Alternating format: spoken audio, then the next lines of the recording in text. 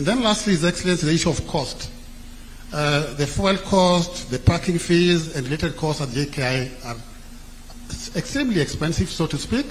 So we need to moderate this to ensure that we are able to attract more freighters that can sustain the exports of our produce. I thank you and I submit. Thank you.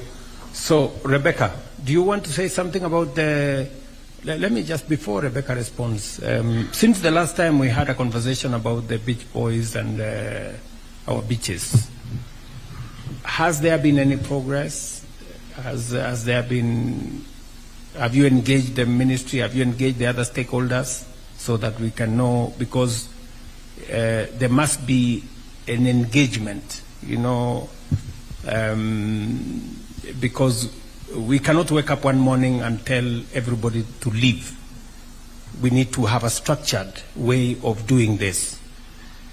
Do you have any suggestions on how this can be done so that we can work together towards doing this? We don't mind, even if we have to build markets.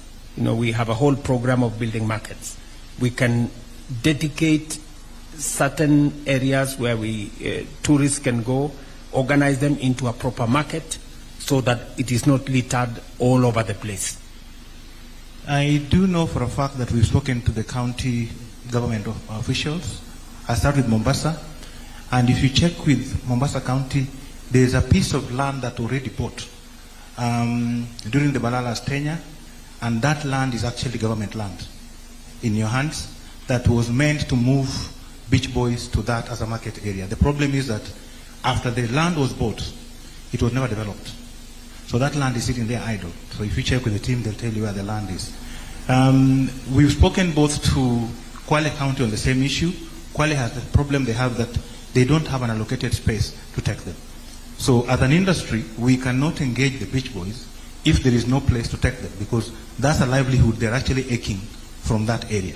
So what we are requesting, that's why we're coming direct now to you, not to the county officials, that we have a policy to work with a proper plan on where are they going. As far as it stands right now, we cannot engage them because there is no place marked for them to go. Okay, thank you, sir. Rebecca, do you want to say something about this?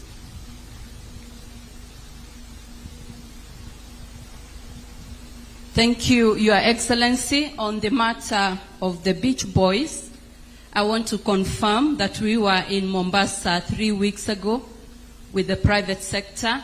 The progress that has been made, the county assembly now has a bill that has been tabled. That is the beach management bill, and the code of conduct has been drafted, and therefore on the legislative side, progress is very good. In terms of then a marketplace, it is true that there is a piece of land. We are working with the private sector, and we are working with Mombasa County, the tourism police unit, to sort out some encroachment. I also confirm that we have some money in the budget to sort out, including the lighting for the evening. And as has been reported, there is a proposal to organize the traders there, the beach boys, into cooperatives and organized entities so that we can sort out this matter. But a lot of weightlifting is with the Mombasa County government, but we are working together with the county government. Okay. I hope you understand that there is need for collaboration between the national and the county governments. There is demonstrable progress because I think they also realize the importance of organizing the beach people into organized groups that we can support. Maybe what I can offer is if there are any challenges with resources to put up decent places for the beach people to carry out their business, between Rebecca and her colleague Alice Wahome, they should be able to find the resources to do a beach market for them. And we can do that as of immediate. We will then take some homework so that we can accelerate the work that is being done by the county government, so that it's not just in Mombasa. We can do the same with Kwale, we can do the same with Kilifi, and see how we can better organize that space. And so maybe in our December engagement, we should be able to give these good people some progress report. I would also suggest that the hoteliers in that industry should not fold their hands. You know, that is your ecosystem. There is a lot of social engineering that you can do with the beach boys. There is a lot that you can engage with them so that it is not us versus them. We need to find a way that we bring them on board so that they become part of the solution rather than, you know, a confrontation. I would suggest that we do that, and I will take it up with the counties responsible, with the governors, so that we can see what we can do. But Rebecca will take up that, and let's report some progress before the end of this year. Davis, do you want to speak to the issues that were raised? They have asked basically three things. They have said that there is a TUI fellow charter. What are we doing about charters? You know, that's number one. We need to speak directly to charters. Number two, is it possible for us to have short-term, you know, approvals when during the peak season, so that we can have enough space and enough carriage capacity for our products into the market destinations? And then number three, is it true that maybe the fees that are charged are higher than other destinations? Can you maybe speak to those three things? Thank you, Your Excellency. TUI applied for to come in as a charter. TUI is a flight out of Netherlands, Your Excellency, and we did allow them as a charter. But I think by the time they finished the schedules they had applied for under the charter, they continued to fly in at that time without due approvals. And we then stopped them because if they wanted to do scheduled flights, they needed to do that kind of application. And so we don't have a problem with TUI. We have since regularized we then regularized their charter. They have lately applied for schedule to Mombasa, and we are looking at that, and we don't have a problem with TUI. But like I said earlier, Your Excellency, and like I reported to you about 2 weeks ago, we've had a few meetings with my colleagues from trade, Lee, of course, Kagwe, Rebecca, and myself, with the industry, to basically, with Kenya Airways, to basically confirm when we are giving out schedules, do we take advantage of our competitiveness, and therefore, when tourism is pushing us to allow a charter, are we taking advantage only of tourism, equally taking advantage of freight, because a number of the flights they bring in will have enough belly bottom to be able to freight out some of the green produce. So what we'll be doing tomorrow is receiving a report from the technical teams to basically assure ourselves that when frequencies are applied for, we don't deny because we are overprotecting our own airline or we are overprotecting another airline in the expense of freight or tourism and so on, or KQ for that matter. So we don't have a problem with TUI. We are reviewing the application they have made this time to have scheduled flights into Mombasa, but last time they overstepped the approval where they were given the charter and they went on schedule again as the bilateral air service agreement that was approved for that. And therefore, Your Excellency, to basically sum it all, we also learned that these frequencies are very competitive because they only come in when there is, the business is very high, and they leave us down when the business is not good. And therefore, we are seeking to basically strike a balance through some of the things we are doing in code sharing and ensure that in spite of the challenge that we may not have enough equipment as KQ, they are able to basically come in on a win-win, and so that we do not only have freighters happening during the peak period, and therefore during the low season we don't have that support. So as we negotiate and agree, we're really seeking to protect the interests of the industry and ensure that during the high they don't just skim, and during the low period we are left without the freighters. So we'll be having a meeting tomorrow with my colleagues to basically look at a number of these issues. They are actually, like I mentioned, Your Excellency, we are a very, very attractive destination. And sometimes the politics in the freight industry, where one airline may not want competition and influence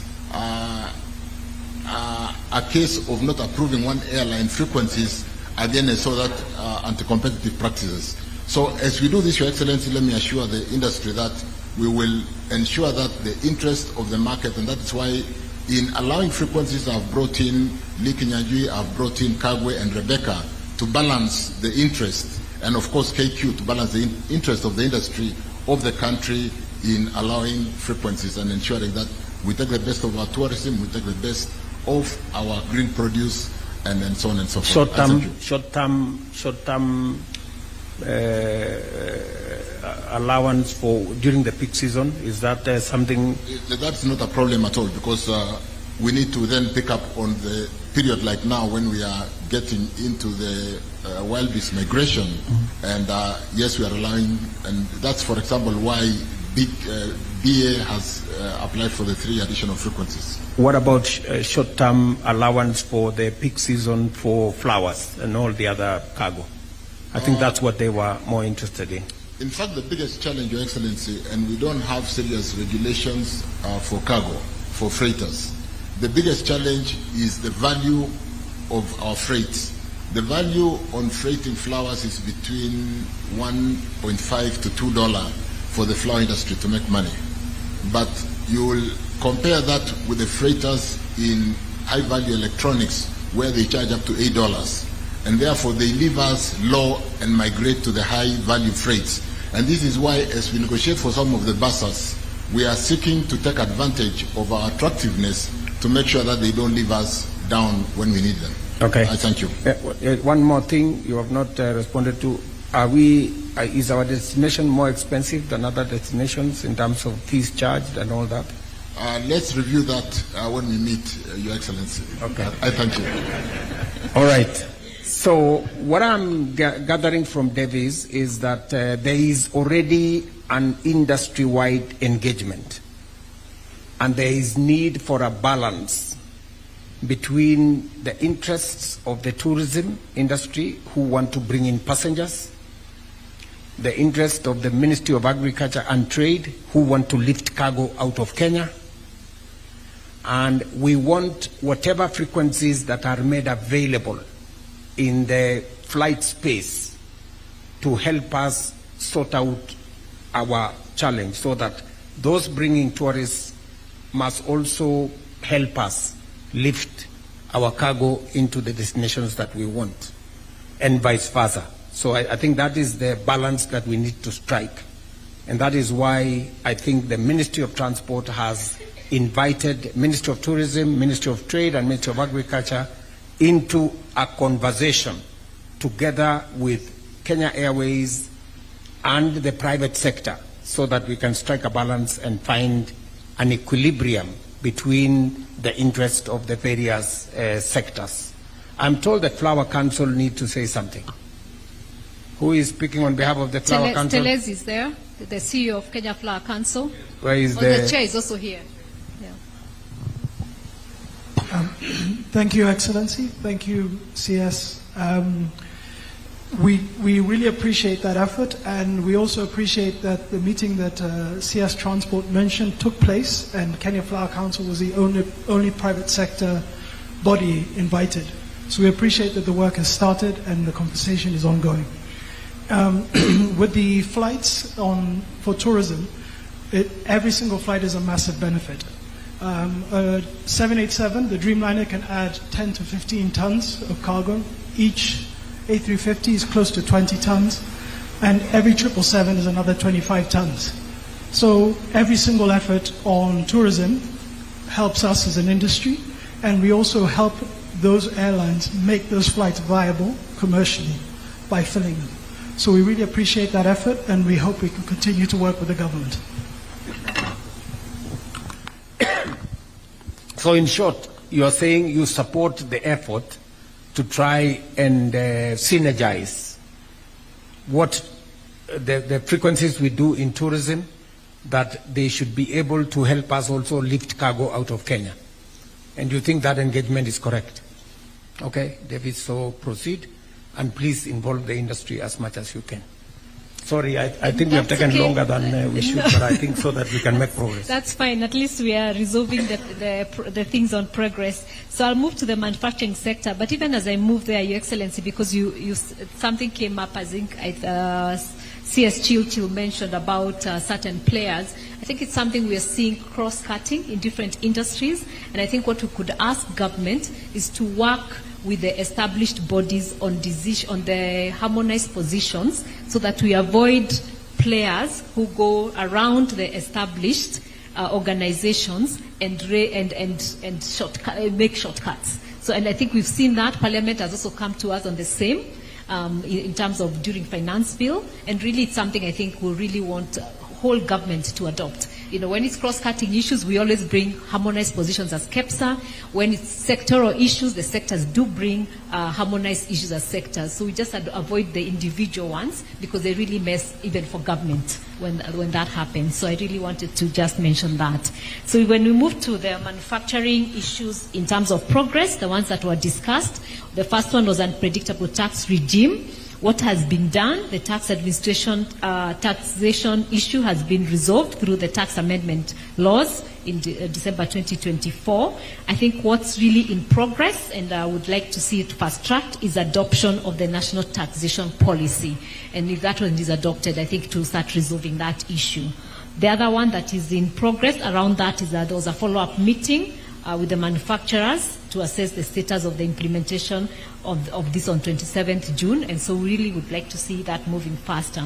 The second one is the distribution fees and branding fees across counties.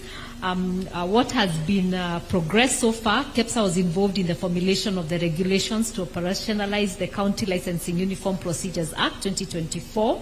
And then also what is in progress is the county regulatory toolkit is being developed. This is being strengthened to include national regulatory requirements. So that we've done, we've engaged. I think it's just now the finalization and adoption, so that we can see harmonization of the distribution fees and the branding fees. At the regulations that were involved in were the County Licensing Procedures Act by the Senate. Yeah, so that we've done that. Then the other issue was the hindrance in installation of other power source for industry. We got involved as KEPSA in the formulation of, again, the same act. And what we need resolution from this PRT is the Energy Net Metering Regulation 2024 do not cover installation exceeding 1 megawatt, and therefore lacks provision for streamlining or setting timelines for the approval process for large-scale industrial self-generation systems. I think we only approved up to 1. We didn't look at the big ones. So I think that's what we'll need resolution in this. But that other one was done, and we really appreciate that.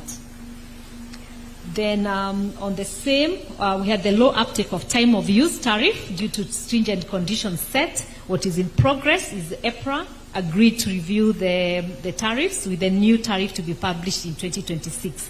The review process commenced in 2025, and we're involved in that. The other issue around manufacturing, the high cost of credit and capital, and I know this we discussed. We talked about the new funding to Kenya Development Corporation to support manufacturers and SMEs, and this is done. So at least that's that's something that we'll be able to report and say how is it working, because now it's already been done. On the VAT refunds, just wait before you go there. I think there are 3 issues you have mentioned, which you have said something about the industry being organized and engaging with both the National Assembly and government as a unit, rather than individuals or individual companies short-circuiting the system. I don't know how we deal with that. I think you should help us as industry to stop your members. That's the reality. To stop your members from short-circuiting the system.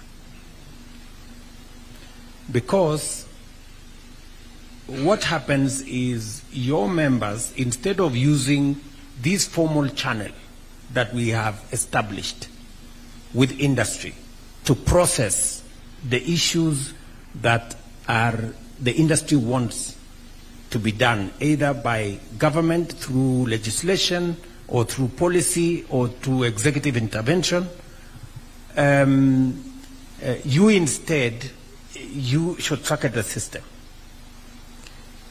I must tell you, many of your members bribe committees of parliament. That's so true. That's the reality. So, in the process, you short-circuit this engagement, and we end up with legislation, policy, taxes that are skewed, that eventually distorts everything we are trying to do. So, as an industry, you know, you should get your members to engage with government, with the executive, with the legislature, in the formal channels that we have established. Yeah? I will be having a meeting with members of parliament on this very subject. You know, we'll be having a meeting with members of parliament in this very subject, because it is a source of concern that companies or individuals influence, you know, committees in parliament, influence chairs of committees in parliament or officials. We end up then with a distorted, you know, policy environment, because they end up serving individual companies, not the sector. So the sector also, surely, you must be people of integrity, you know, because if you engage with us in these formal channels, when you don't get what you want, you then go behind this whole thing and then create other things behind us. Then you defeat the very purpose of this formal engagement. So, I don't know whether you should be telling me or I should be telling you. I will do my portion because I need to engage Parliament, but also you should speak to your membership so that we stick to the formal channels. That is number one. Number two, a predictable policy environment. You know, the tax law policy that is currently in progress. I'm happy that you have engaged with Parliament. We will fast track. In fact, that is part of my statement I said earlier. The Office of the Prime Cabinet Secretary is the one responsible for engagement between the executive and the legislature. That we will engage so that we can expedite that space. Again, we should also ensure that there are minimal requests by the industry to change policy positions. You know, because the other problem is when industry themselves come and say, okay, we want you to change this tax regime, and yet you have asked us, you want a predictable space. That request to change the policy environment undermines the stability of that policy. So we should all agree that when we have agreed that this is the position, we allow it to crystallize at least for 3 to 5 years so that we can have a predictable environment. Lastly, is on your engagement with the Senate on matters to do with branding and licensing so that we can formalize. You have my 100% support on that. Thank you. And I will ask my officials to see to it, because it's a matter that we agreed to. We should just process the issues in the legislature, and we will try and push the legislature to expedite on those issues. Finally, there is a matter you have said about funding, and I have my CEO of KIDC here. Can you tell us something about what we agreed with this team and what is the progress on that? Do you have the progress, Caro, or you want her to speak to it? So we did engage, and I think maybe now she can tell us where they've reached. Thank you, Your Excellency. Kenya Development Corporation has set aside funds to focus on manufacturing. Your Excellency, this is one of the key focus areas of our strategic plan, the manufacturing sector. We have gone ahead to try and resource various credit lines in order to support the manufacturing sector. So we are looking at countries where our manufacturers are actually exporting to or importing from to try and negotiate various lines. Currently, this financial year, Your Excellency, what we're looking at is about Kenya shillings 3 billion in terms of internally resourced money. Equally, we've received about 4 billion Kenya shillings that we shall be channeling through various financial institutions to SACCOs, to microfinance institutions, and Tier 2 and 3 financial banks, so that they're able to support also manufacturers that are not able to directly access from us. But, Your Excellency, we have the 15 million Indian credit line that we are seeking enhancement to about 250 million. We're in discussion with the National Treasury on this enhancement. Equally, we have negotiated with Saudi Exim. We hope that we can also close on another credit line that will also support manufacturers and exporters. So that is currently what we're working on, Your Excellency. Thank you. So I think, Madam CEO, maybe we need a broader engagement with the private sector and with industry so that they can better understand what you're doing from that space. So that I think a broader engagement, I like what you're saying, that you have engaged, and the industry should look at the opportunities that are available, because this is credit that we are making available that is not commercial. Is it commercial? It's not commercial. It is concessionary financing to support the industry. I am happy to look for government resources to do more in that space if the industry aligns with what we are doing. Apart from the resources we are getting from different development partners, we can commit our own resources as GOK through Kenya Development Corporation. We can even de-risk some of the investments that you want to do by taking a stake, even if it is 20%, and putting in our money. Do you understand that, Madam? Yes. Yeah, we should be able to do that, especially on the critical sectors that maybe industry is not very comfortable. We can put our resources, de-risk some of your investments over time, and then we can walk out when the investment is stable and the industry is comfortable. So I think, Lee, you should be able to pursue that. We can approve maybe 10, 15, 20 billion shillings into KDIC to help industry get concessional funding, but also we can de-risk some of the investments they want to make in growing our industrial capacity. Thank you. Thank you, Excellency. Thank you, Excellency. On the VAT refunds, I know earlier we had talked about one of the things was to start looking at the big exporters and see if we can also have a different system. But I must say we had asked for an offset system of any VAT refunds over 6 months, and that has been done. What is in progress, and we need a resolution in the Finance Act 2025.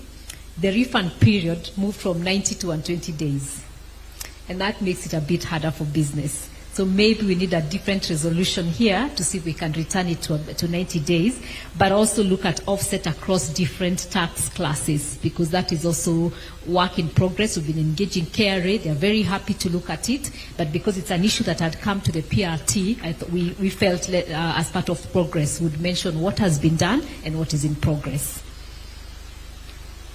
On the issue of securing bilateral, multilateral... Do you know the reason why it moved from 90 to 120? Was there a reason? Was there a reason? Lee, did you... It was a cash flow issue.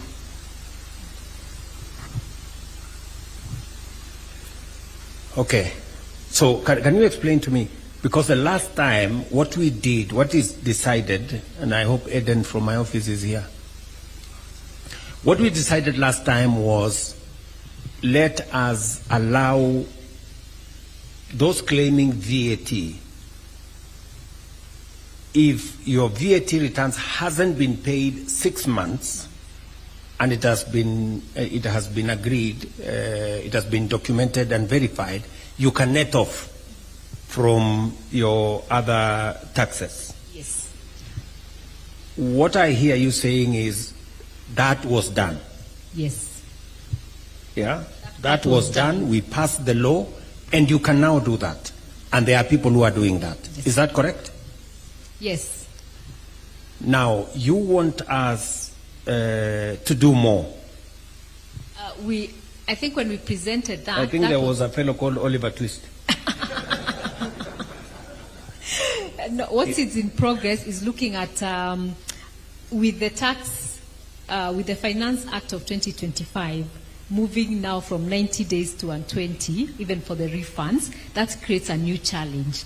And we felt because we had already agreed on the other one, how do we resolve this in this meeting, because it was part of this meeting.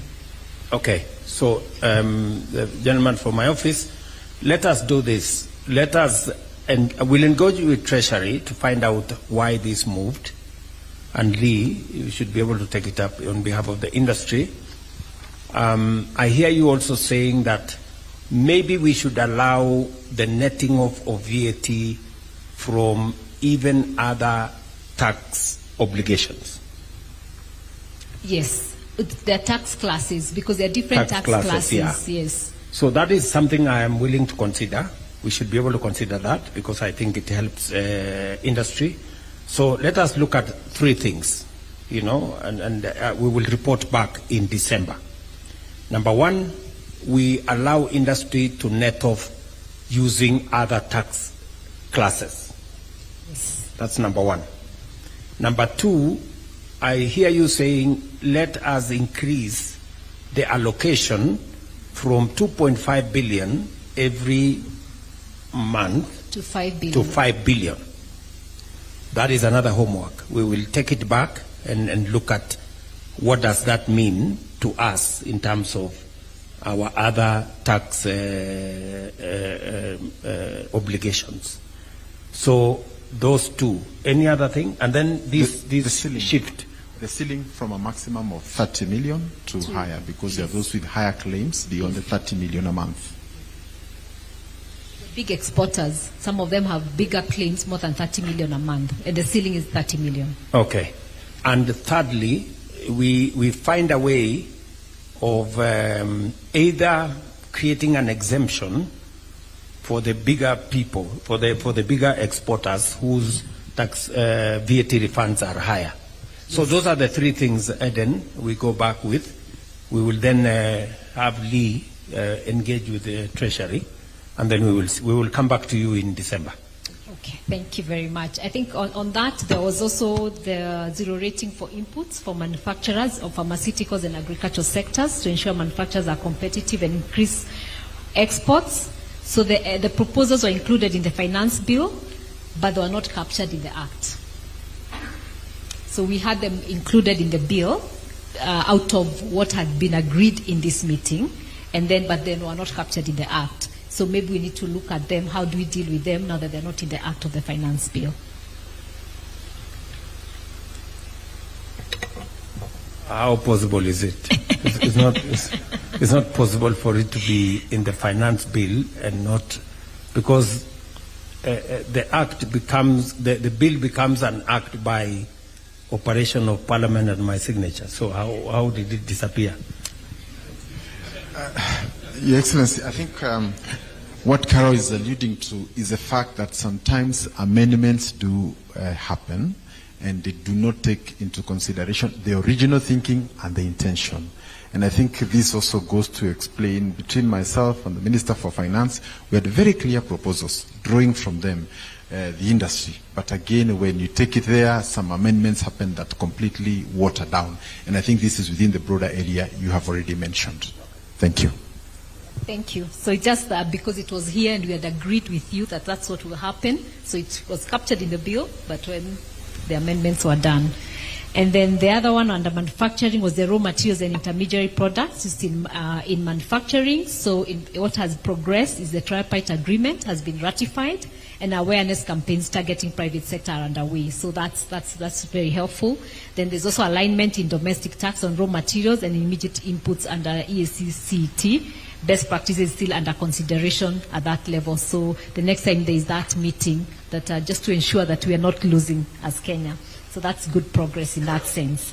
Then packaging used for essential goods, in particular the white kraft paper, to be exempted from tax. The issue was submitted as private sector budget priority proposal for consideration through the Finance Act 2025. Again, it was a consideration, so we are really hoping that it will not, though it never saw the light of the day, that it's something that we can work on. That is not the position that I have. I have the CEO of KAM here. He can even say a bit on the because our undertaking when we met was we are going to remove taxes on packaging material for tea, coffee, and all that space, which was done. And I signed it into law. Is that correct, Waziri? That is correct. So, so what is the matter, Bwana? Thank you, Your Excellency. The major thing in terms of the packaging material that was omitted is called the kraft paper. Can you first confirm? Yes. What I said, whether it's correct? Yes, that's correct. That is correct. What is correct? That there were exemptions given for packaging material for export. However, there is a tariff line of an item called kraft paper that is used for packaging materials for export. The duty on this material has been increased because there is excise duty imposed, there is export investment promotion levy of 10% imposed on this item, so it becomes very expensive. Our counterpart in the region producing the same paper produce it as a cheaper price. So we, who are locals, who are producing the same product, are very competitive. That is the challenge. So it's a specific, but you see, the problem with being too specific is that this could be somebody's business, and he's trying to use us to, Your Excellency, so we have to be careful. We did a national verification. Yes. With the MIT involved, National Treasury involved, to confirm that this type of material is not locally manufactured. Okay. So in that sense, it should not be imposed with the tax that was imposed. All right. So I will pick it up with Waziri here. we have done, I thought we completed the whole thing. Maybe there was a particular item that wasn't captured. Waziri here has my instructions to make sure that it is captured, and even if it means we have to do a small intervention in the interim, we can do that with the Ministry of Thank you. of Finance. Thank you, Excellency. Thank you very much. On agriculture for industry, I think one of the things that we were resolving was the issue of value chains, and especially manufacturers to support the offtake crops as sunflower, pyrethrum, potato, tomato, and rice. One of the things that is in progress, and good progress, on 30th April 2025, the government of Kenya and Thika Clothing launched a 1.2 billion cotton ginning and oil extraction factory at Lamu Port. So that's very good progress from that decision that was made. And other priority value chains are on the discussion are ongoing, and a framework will be drawn. So at least something has already happened from that discussion, and hopefully the other value chains will see a lot more. The broader discussion was agriculture for industry.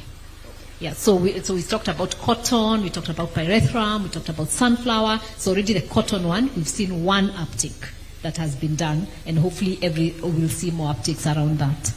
Maybe I will also report to you that by Friday, and Lee, you should ensure, by Friday we are signing off the agreement for a private sector person to take over Rivertex. Excellent. So that again we can be able to have an off-taker, bringing the private sector into the equation, so that we can have an off-taker that also provides seeds and planting material to farmers, and provide a predictable off-taker of cotton products that feeds into the whole chain of textile industry, because Rivertex has huge capacity of textile, production of textile. So I think you are well seized, and Treasury and your ministry will facilitate. By this Friday, we finish that program. Much obliged. Thank you very much. And even part of that, the county aggregation and industrial parks, we've had a meeting again with Kenya Development Corporation and MITI, and we'll be having a conference so that we showcase which ones should be taken up, so that we can fast track that process, and we can see many industries take that. So that again is very good progress. On the special economic zones, I know, Your Excellency, we had discussed earlier on how really to ensure that we are not having many small ones, because then we will not fill them, and maybe work with a maximum of 4 to 5 in the country, and then maybe have industrial parks. We also appreciate the merger that was approved by Cabinet, again as part of this conversation between SEZ and EPZ, which is again a reform process that is ongoing. I think part of this also in progress is the fast tracking of the food and feed safety condition bill to help facilitate shipments, so that those who are investing in the special economic zones, we can work on the export side of things. So there's progress also on that. Maybe on the county aggregation and industrial parks, and together with the special economic zones, I want to persuade industry and the private sector to tap into the opportunities that come with the expanded space in the special economic zones and the county aggregation and industrial parks. Lee here will confirm to you that I think by September, 13 county aggregation and industrial parks will be ready out of the 45. We are expecting industry to work with us in operationalizing these county aggregation industrial parks, so that you can work with us together with other actors in defining what kind of common user facilities do we need in these spaces, what kind of primary value addition is required, and therefore what kind of equipment is required. Once we have acquired the facilities, the value addition capabilities, these should not be operationalized by government. It should be done by the private sector, either through cooperatives or SACCOs or other, or even individual private sector players who can lease these facilities and get our value addition program underway. These facilities, much as we are developing in conjunction with counties, it is for the private sector. We are making it possible for the private sector. Instead of you investing in brick and mortar, we are investing in brick and mortar for you. We will also put in, hopefully, the common user facilities. It is now you who should operationalize, do the value addition program, and then we will work with you on finding the routes to market.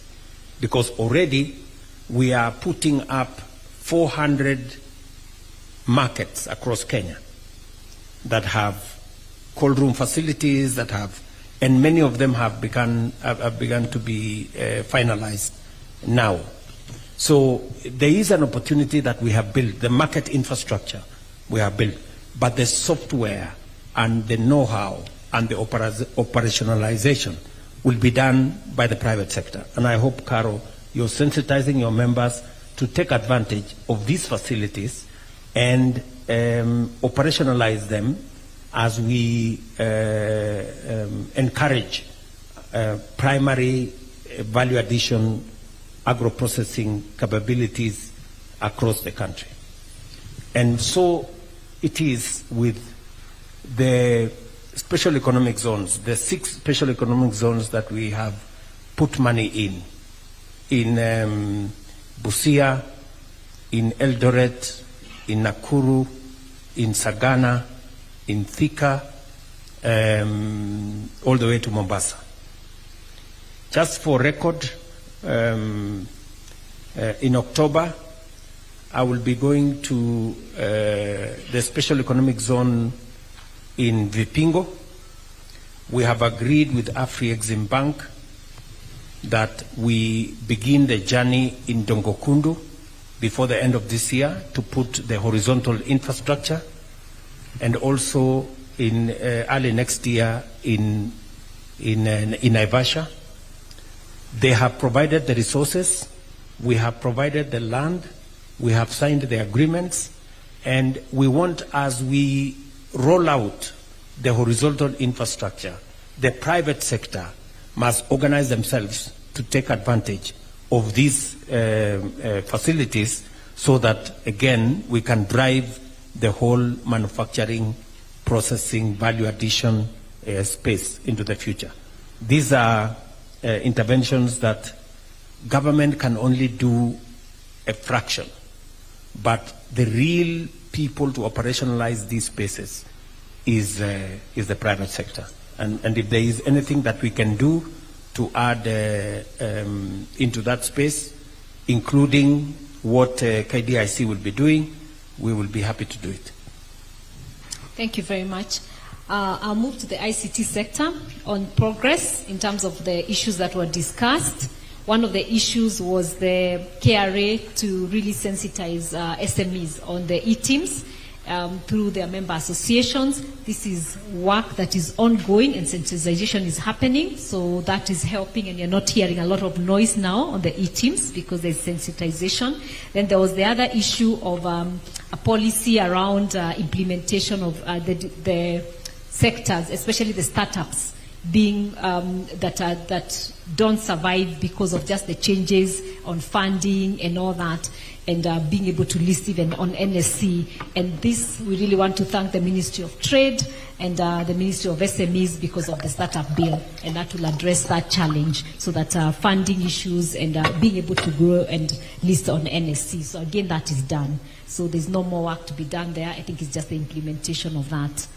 And then on the data protection laws and regulation harmonization across the EAC, that's in progress. The Secretariat has been established and Kenya is represented. So we are monitoring that as we go along. Then on the energy costs, especially the lack of ICT-specific tariff, recognition of the Communication Authority as the only license issuing authority. Discussions are ongoing. So we are still having discussions on what that will look like. So it's not complete, but at least there's work going on the review of the tariff of the lift to on the power purchasing agreement, especially on energy, that was uplifted and then reinstated. So we are going again into the discussions to see how do we deal with that issue, because we've gone a bit back and forth on it, but at least the discussions are going on. Of the power purchasing agreement moratorium on energy. So it was first lifted, and then again it was reinstated. I think it was Parliament. Yes. Yes. So sometimes there are, and I know you're challenging, Your Excellency, because there are things we'll agree here and then they'll change in Parliament. So we have to keep going back and forth a little bit. And maybe in the roundtable in December is also to have representatives of Parliament on some of these key issues, and it's so that we can have an agreement together. But on that particular matter, despite, I think Parliament has overstepped its mandate. I mean, Parliament should not be deciding matters to do with executive functions. We cannot, we are operating at the edge.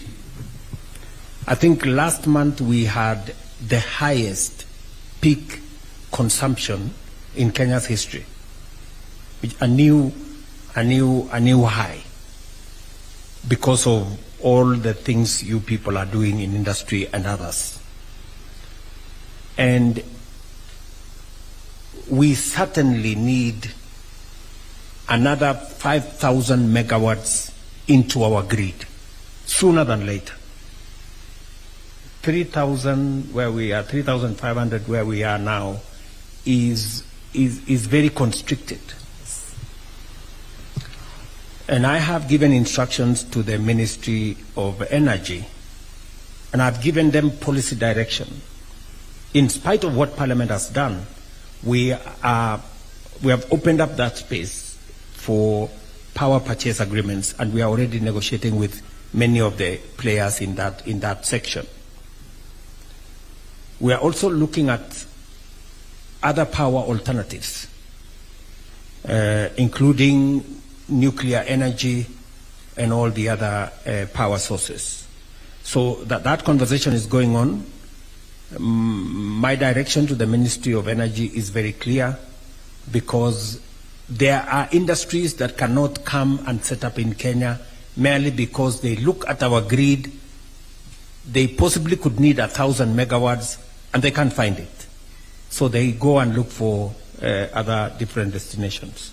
So we are reorganizing that space, and just give me a bit of time, and I think we will have a clearer, because by God's grace, before 2030, we should have doubled. And 2030 is not very far. Maybe, we should have doubled the grid that we have. So, and that is and we should try and do it with renewable energy as much as possible. So I think that is that. But just to give you comfort, in spite of the parliamentary things, we are clear on how that is going. Thank you very much. That's very helpful. We're also meeting them for a roundtable in October, so we'll also keep sensitizing them on the need to really not go back and forth on some of these agreements.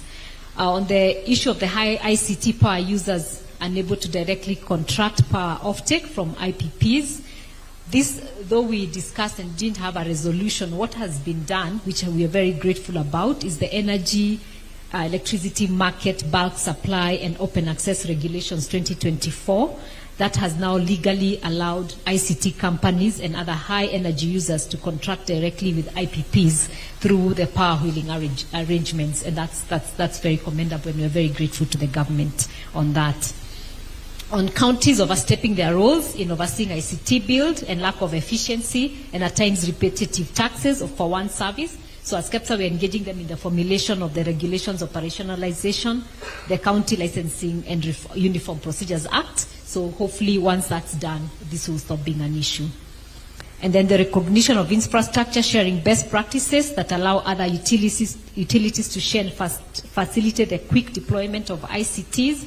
We didn't really reach a resolution here, and so we really need to do that. And what we think is establish a policy to promote infrastructure sharing for ICT infrastructure. So I think that's what our recommendation would be, because we didn't really get to this to resolve this issue in the last ICT. The recognition of infrastructure sharing best practices allows utilities that share and facilitate the deployment of ICT. So that each person, and I don't know who is here from ICT, you find that they dig up to put one thing, then someone else comes and digs up to put another thing, instead of all sharing the related facilities on one. So just a policy on that. It will also make our roads and our environment a bit more tidy. So that's been an issue. So everyone comes in and has to pay a different license and all that. Then on the ICT infrastructure, such as fiber and towers, are not classified as critical infrastructure. So what is done, there was a review of the building code under the Ministry of Lands and Housing, and held the building code as reviewed and gazetted. So that's done. So that's not an issue. But we're also discussing the critical infrastructure bill ongoing in the National Assembly Department of Committee of ICT, so that apart from the policy in the ministry, we have it as an act of parliament. And then the review. I think we should just report it as progress. Progress. We've done. Yes. We have done what we committed. Yes. In short. Yes. Yes. And we've done what we committed on two things, which you have said. Yeah. Number one, you have said that on the matter of people who want to directly, either generate their own energy and use it for their facilities, or work with those who generate the IPPs, the independent power producers, and directly have a relationship with them. Initially, the law did not recognize and did not allow. So what we did, we changed the regulation, and the regulations have the power of the law. So the regulations now gives independent power producers to engage directly with consumers who want to do that. So what I committed to you, we have delivered. You have done it, yes. That's what I said. That's done. So that one is done. Yes. We also, on this subject of recognizing the towers and all this, we have also changed the law to recognize it. You've done the policy, it's done, so we're just waiting now for Parliament, who are engaging to make it an act. To make it an act. Yes. So the policy has been done. Yes. So that we have achieved. Yes. And finally, on this sharing of critical infrastructure, the shared infrastructure. What we did, and maybe we can upgrade it, we decided ourselves that we are not going to be digging trenches all over the place.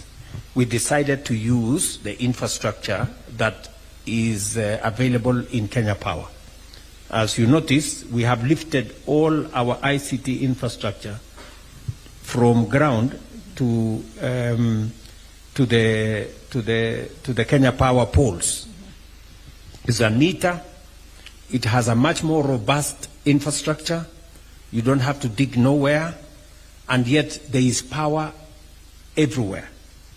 And as we deliver power, we are delivering ICT infrastructure. Yes. We will be happy, and I will maybe somebody will pick up from here, Eden, so that we can get the ICT ministry to see whether the industry also wants to piggyback on what we are doing with Kenya Power. And that should be fine with us. We should be able to share that infrastructure the way we wanted to share the digging. Yes, thank you very much. That will be very, very helpful. The other one that we had agreed on ICT, as I move on to financial sector, there are many others. They are all done, but we'll pass into everyone to see, so that I don't have to read all the ones that are done, but many are done on ICT. And I think the only one that is in progress is on VAT refunds. I think that's across the board. So I think we'll just agree as we agreed on VAT refunds. Yes. Yes, thank you very much. On the partnerships between the tech institutions and the private sector, again, that's done, and there's a bill in process that is going to be tabled next week to just allow that partnership to happen. So let me move to finance sector, just in the interest of time, but because a lot of the other things in ICT are done or are progressing well, so there's nothing really to look at. On the financial sector, the national government to spend on salaries to be reduced to 30%.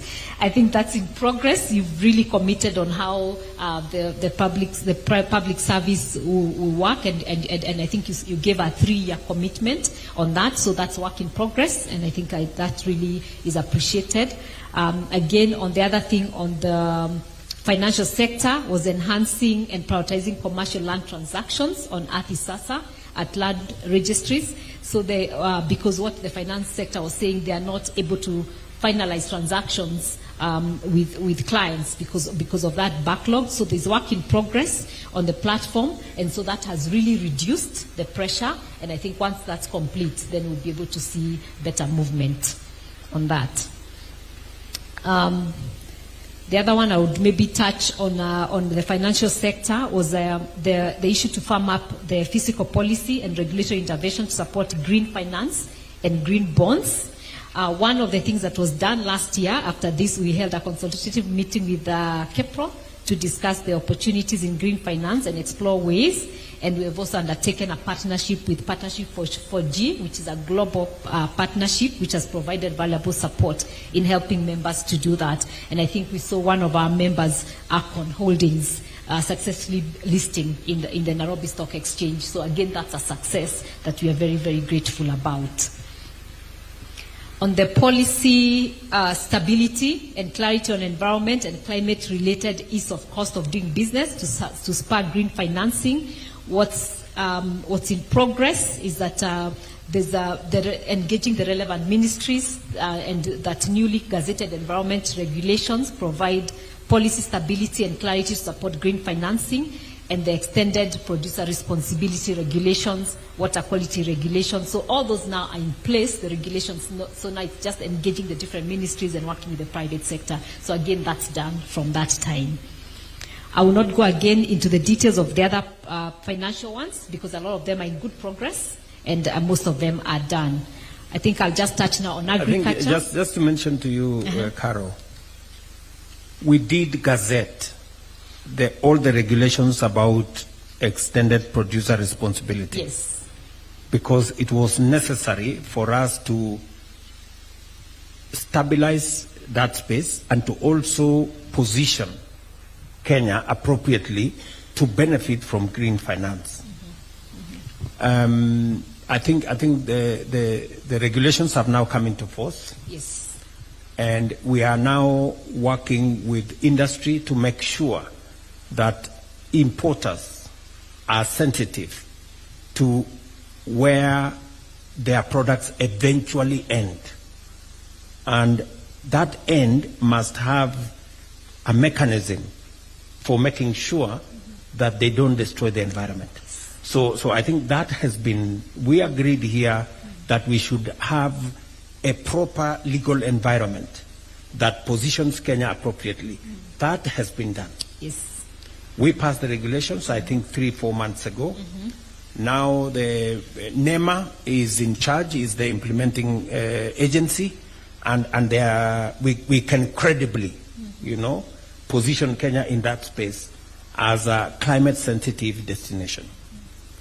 What I think I would ask industry is for all of us to respect and to work with the regulations as they have been passed.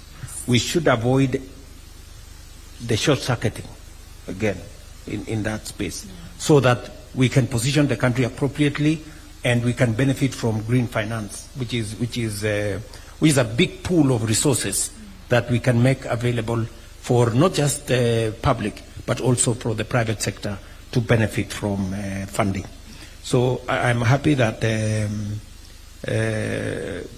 was agreement, there was public participation, and there was agreement in that space. Yeah.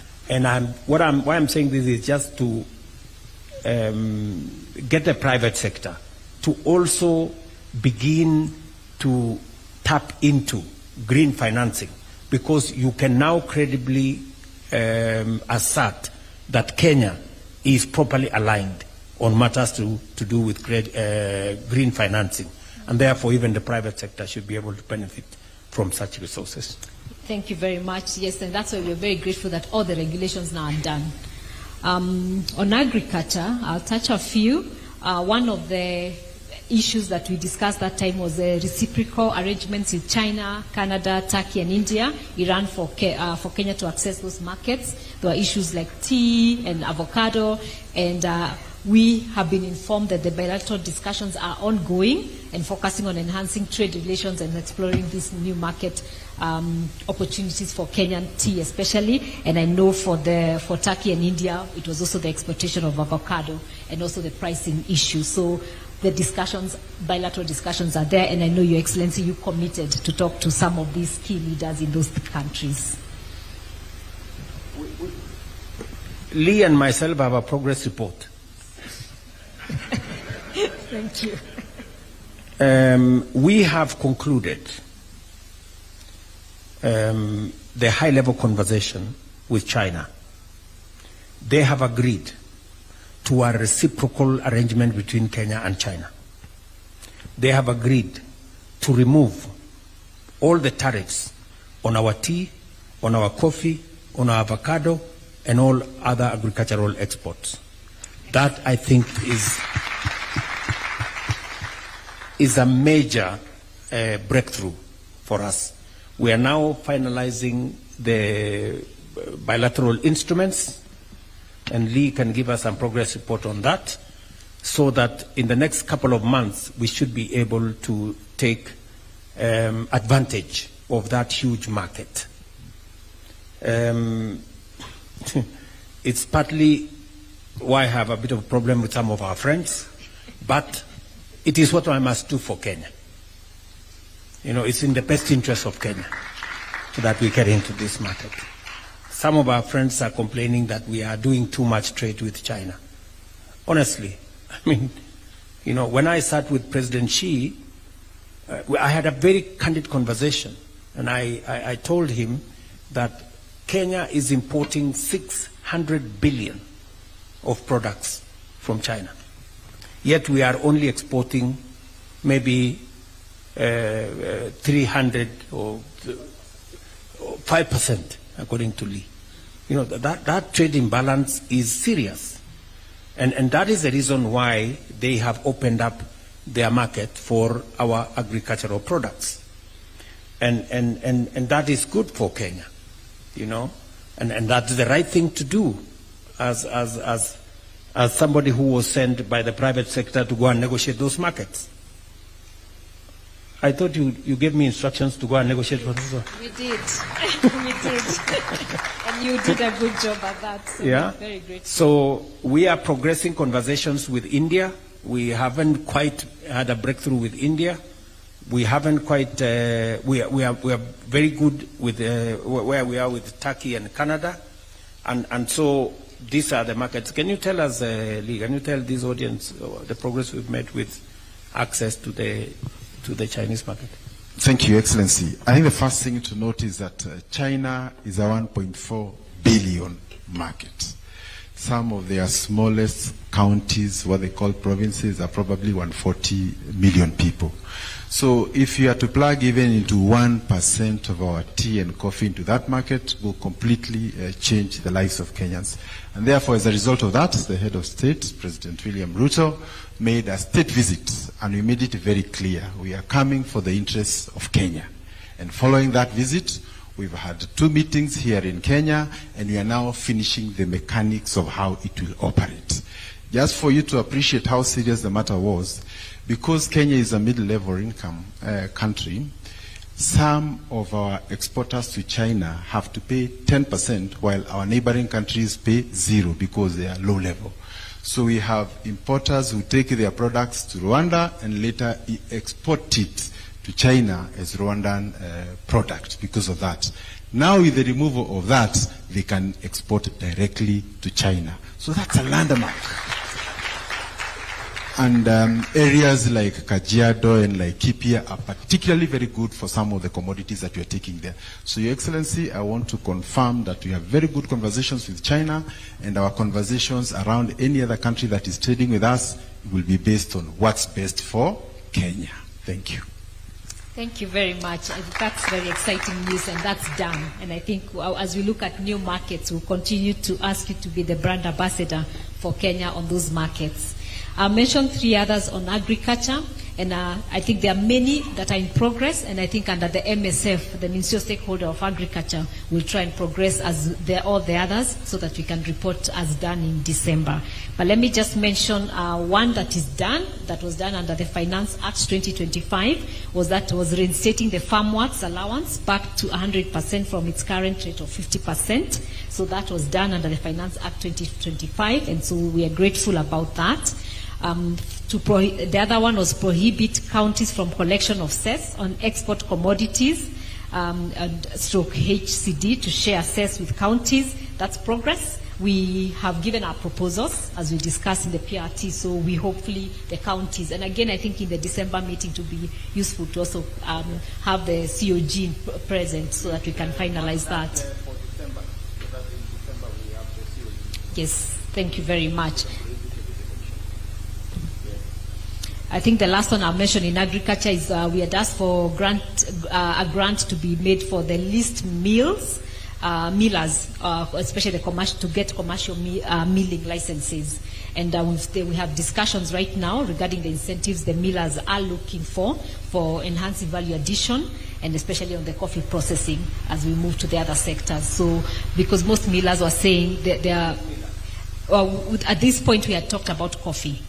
Yeah, so the millers wanted commercial milling licenses. So the discussions are ongoing with the millers in coffee and the ministry to make sure that to see what is needed for them to get the commercial licenses they're asking for. So we'll be able to report that. So a lot of the things that are in progress in agriculture, I think we'll report in December. So what we'll take advantage of is the Ministerial Stakeholder Forum with the Ministry of Agriculture and see how we can progress many of these things. So that's the work, Your Excellency. You gave John Mwendo and I from Ken Invest to follow up on progress of all the different areas we discussed the last 4 meetings. And as you can see, there's nothing that is not progressing or not done, which is very commendable to government and also working with the private sector where private sector needed to come in. So thank you very much on the progress report. So if you'll allow me, I'll move to trade, but maybe you wanted to say something. Maybe we should ask Mwenda to speak to some of the progress that we have made. Do you have any specific areas where you want to highlight on in line with what Caro has said? Thank you, Your Excellency. We don't have anything much because we funnel all the issues that private sector come through with KEPSA. I think the direction you have given that the ministerial stakeholder forums hasten the conversations with the ministry, we possibly will come with better outcomes in December. That's all, Your Excellency. Thank you, Excellency. Have you taken note of all the areas that I mentioned here? Yes, I was taking notes, Your Excellency. So that we can have a report in December. Yes, sir. And we begin working on them as of immediate. Yes, Your Excellency. Yeah. Thank you.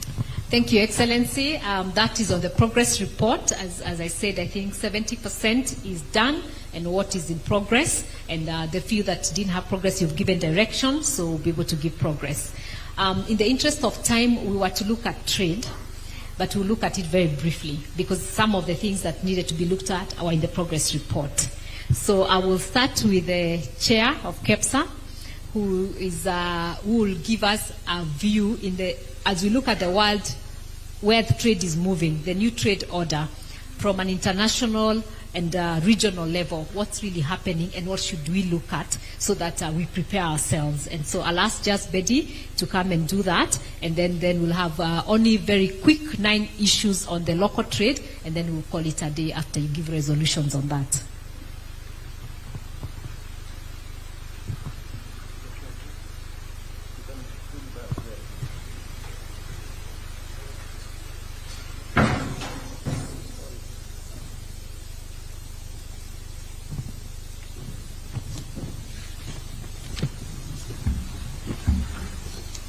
Thank you, Your Excellency.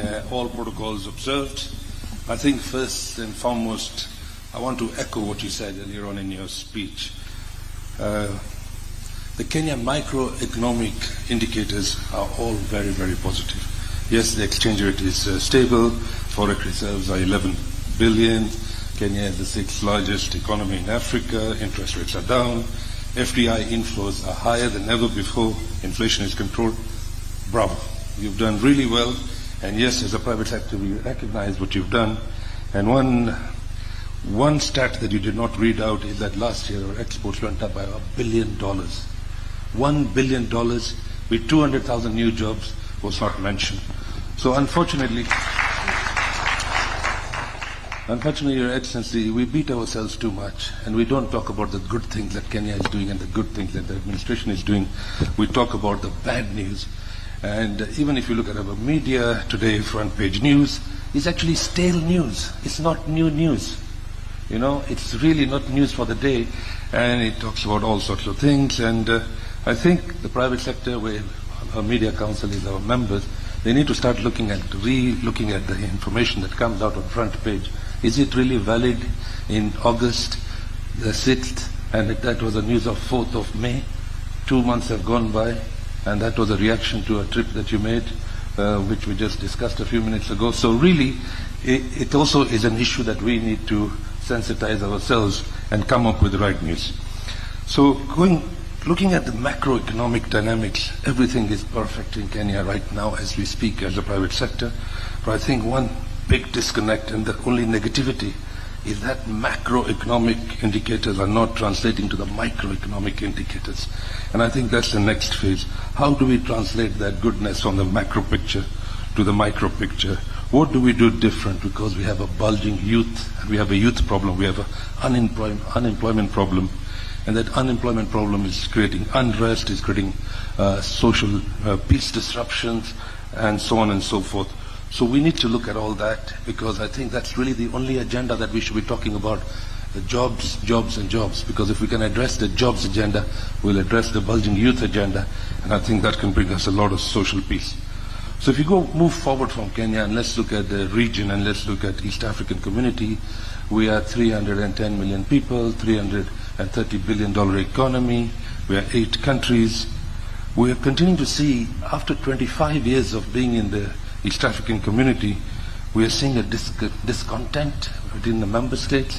We saw what happened to Tanzania last week and what they talked about, what business can be done, and yet it's totally against the EAC protocol, where goods and services and people movement is free.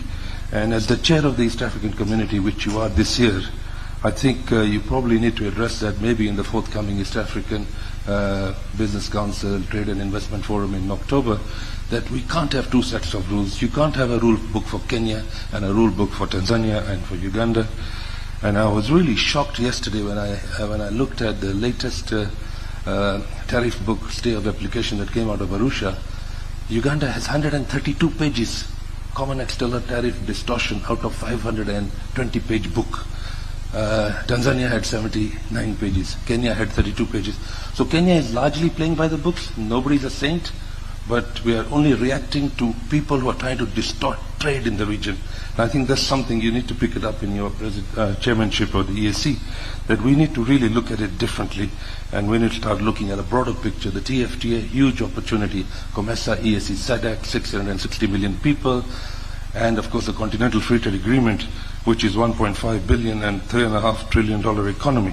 So we see opportunities in the continent, we see opportunities in the region, but yes, the global dynamics have changed forever. In the last 6 months, we've seen the geopolitics take the order of the day. The world trade order has changed. And with that new order, I think protectionism is on the rise. Multilateral rules-based trading system is being questioned. A lot of bilateralism is kicking in. A lot about transactional trade agreements is what is kicking in. So there's a new trade norm that we need to be worried about. And yes, in the next 55 days from today, we will lose the AGOA legislation. The AGOA legislation will expire on the 30th of September 2025. What is the impact of that on Kenya? That's one of the largest exports for us to the U.S.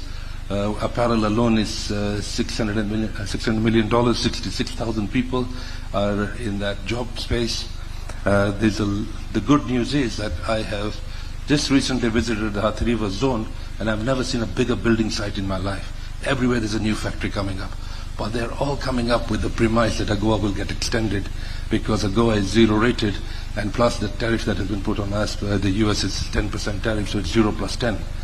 But if AGOA expires, it'll be MFN plus 10. And if you look at Vietnam, they're on MFN plus 20, Indonesia FMN plus 19, Bangladesh at 20. So our competing countries is where we need to be worried about. I don't think it's the US tariff much more. More worry should be lying on what is going to happen to us. Our competitive and comparative advantage right now is brilliant, but it might diminish very quickly because 9% advantage over Vietnam is not good enough. We as Kenya have done really well. I mean, Hayden did it, ease of doing business. We were at 134. In 3-4 years, we came down to 56. Brilliant. I think we need to work on the cost of doing business so that even if our differential duty is reduced to 10%, we still are competitive. And I think the extra cost of doing business in Kenya is about 15%. So we need to start looking at all that and see how can we work on that one agenda, competitiveness. As KEPSA, we have looked at the drivers of competitiveness, and I think by and large 60% is okay, which is a bill of materials we are all buying at global prices. But what is not okay is the other 4 drivers of competitiveness, which I know we're working on, which is finance, utilities, we talked about it today, logistics, and of course our labor laws need a total overhaul, which is also part of our discussion we need to have, that how do we move away to unit cost of production as opposed to minimum wage. So a lot of good things happening, a lot of work in progress, but the global dynamics are changing very rapidly, and I think I'm happy that we are looking at alternative markets because we need to survive as a country, and we get punished just because we are developing country as opposed to least developed countries in the region. So I just want to pause there. We have very limited time, but I just wanted to highlight that there is a situation that is unfolding in front of us, which I'm sure you can pick it up bilaterally in the next few weeks and when you're in New York at the UN General Assembly, because 176 executive orders have been signed in the US. I think one more is not a problem for President Trump. Thank you very much. Thank you very much, Jazz. So, Your Excellency, just to wrap up on the trade sector, there's the ones I've given on progress, but let me ask, and they'll take a minute each just to say,